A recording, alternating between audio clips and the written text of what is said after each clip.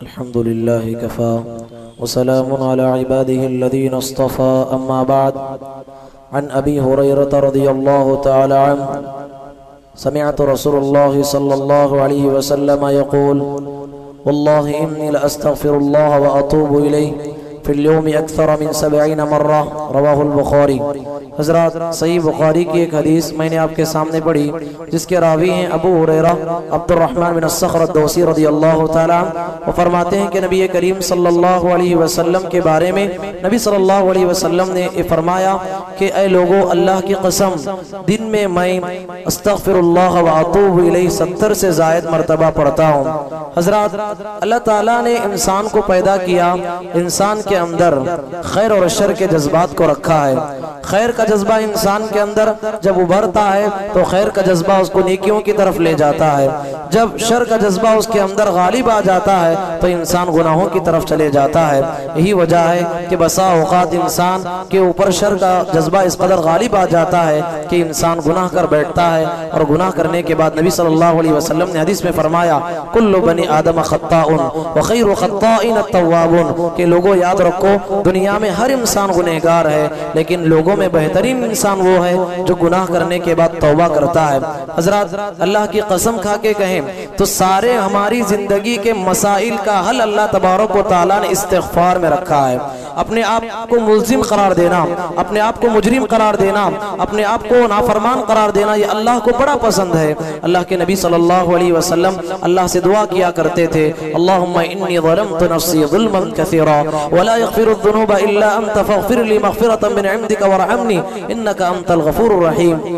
یہ دعا خصوصاً نبی صلی اللہ علیہ وسلم تشہد میں پڑھا کرتے تھے. کہا کہ اے اللہ، میں نے اپنے اوپر گناہ کر کے بڑا ظلم کیا ہے، اے اللہ تو ہی میرے گناہوں کو معاف کر سکتا ہے. دیکھیے، زندگی کے سارے الجھنوں کا حل اللہ تبارک و تعالیٰ نے استغفار میں رکھا ہے. امام حسن بصری رحمۃ اللہ علیہ کے پاس ایک شخص آیا، آ کے کہا کہ اے امام صاحب، ہمارے پاس بارش کی کمی ہے، کچھ حل ہمیں بتائیے. امام حسن بصری رحمۃ اللہ علیہ نے کہا کہ جاؤ استغفر اللہ کثرت سے پڑھو. ایک اور آدمی آیا، کہا کہ اے امام صاحب، ہمارے مسئلہ یہ ہے کہ ہمارے پاس ہماری اولاد نہیں ہو رہی ہے، اولاد کے لیے کچھ حل بتائیے. کہا کہ کثرت سے استغفر اللہ پڑھو. پھر چند دن کے بعد ایک آدمی آئے، اس نے کہا کہ اے امام صاحب، ہماری بستی میں ہمارے پھلوں میں کمی آ رہی ہے، رزق میں کمی آ رہی ہے، کچھ حل بتائیے. امام حسن بصری رحمۃ اللہ علیہ نے کہا کہ جاؤ استغفار کرو. تو حضرات، لوگوں نے پوچھا کہ اے امام صاحب، آنے والا الگ الگ مسائل کو پیش کیا، پر تم نے ہر ایک کے لیے ایک ہی جواب دیا. امام حسن بصری رحمۃ اللہ علیہ نے کہا اس کا جواب میں نے اپنی طرف سے نہیں دیا ہے. قرآن میں اللہ نے سورۃ النوح میں فرمایا: فقلت استغفروا ربکم انه كان غفارا يرسل السماء عليكم مدرارا ويمددكم باموال وبنين ويجعل لكم جنات ويجعل لكم انهارا. اللہ تعالیٰ بارش بھی دے گا، تمہاری اولاد میں بھی برکت دے گا، تمہاری زندگی کے سارے مسائل کو حل کر دے گا. بس استغفر اللہ کثرت سے پڑھنا ہے.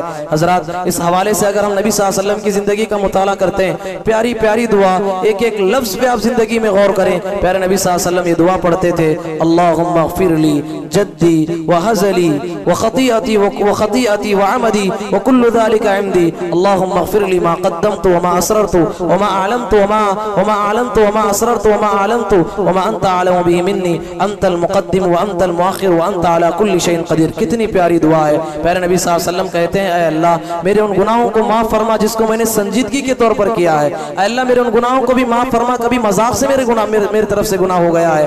اے اللہ، میرے ان گناہوں کو بھی معاف فرما جس کو کہ میں جانتے پوچھتے کیا ہے. اے اللہ، میرے ان گناہوں کو بھی معاف فرما جس کو کہ میں انجانے میں کیا ہے. اے اللہ، میرے ان گناہوں کو بھی معاف فرما جو میری گزری ہوئی زندگی میں کیے تھے میں نے. اے اللہ، اب کے گناہوں کو بھی معاف فرما.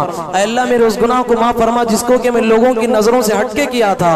اے اللہ، میرے اس گناہ کو بھی معاف فرما کہ جب میں لوگوں کی نگاہوں کے سامنے کیا تھا. اے اللہ، میرے اس گناہ کو بھی معاف فرما جس کو کہ میں کر کے بھول گیا ہوں، پر اے اللہ تجھے یاد ہے. میرے اس گناہ کو بھی معاف فرما.